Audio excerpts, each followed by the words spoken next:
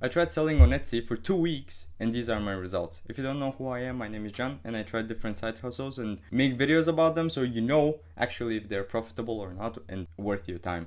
So without further ado, let's get right into it. So basically this is my dashboard and as you can see I made $222. Here comes the money. Okay, I have 5 sales, 1.3 conversion rate and almost 400 views on my listings, which is not that bad. It's okay. I made these sales within the first 2 weeks of my Etsy thing. I spent around 1 week of testing different things and I let it run. Okay, I haven't touched this and it's making me passive income, which is pretty good. So let's go to my finances because I want to show you something.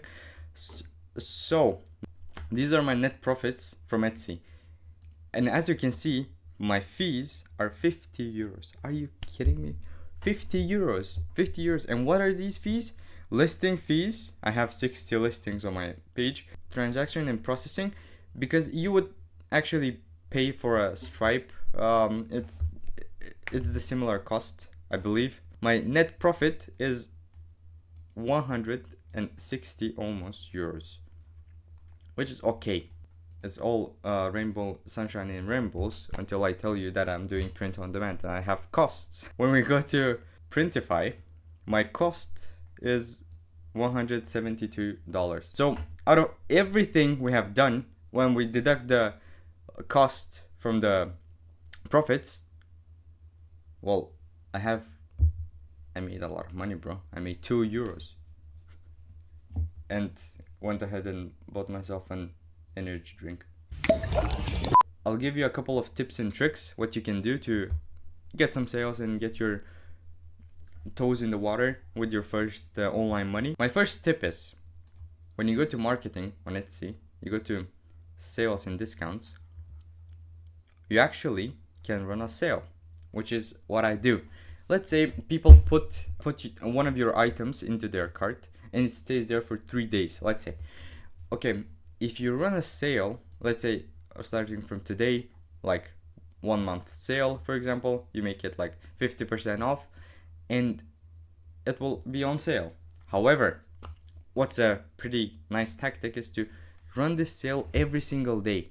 For example, you make this sale like from the 12th of this month until the 12th of this month. You make it 1 day and it's going to create some kind of urgency in people, and it will send them emails that your item went on sale if they have your item in their cart, which is pretty good, because once your item is more accessible or visible in your customers' minds, they tend to buy more. Okay, when you're in Printify, make the prices twice as high. However, run a 50% sale here because the price looks green and it's more juicy.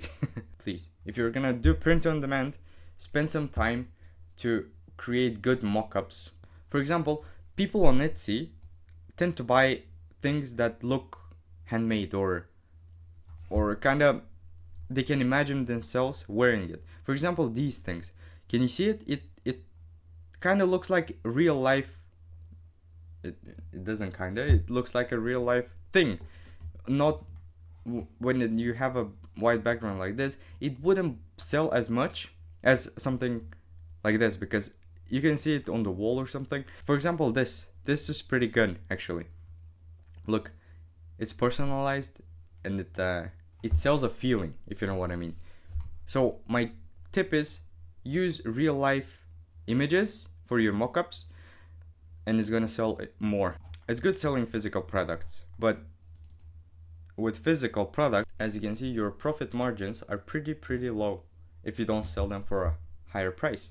So my point is that you should actually sell digital products, because for example, let's say digital planner, and these are super easy to create. Okay, I will actually start change my shop a little bit.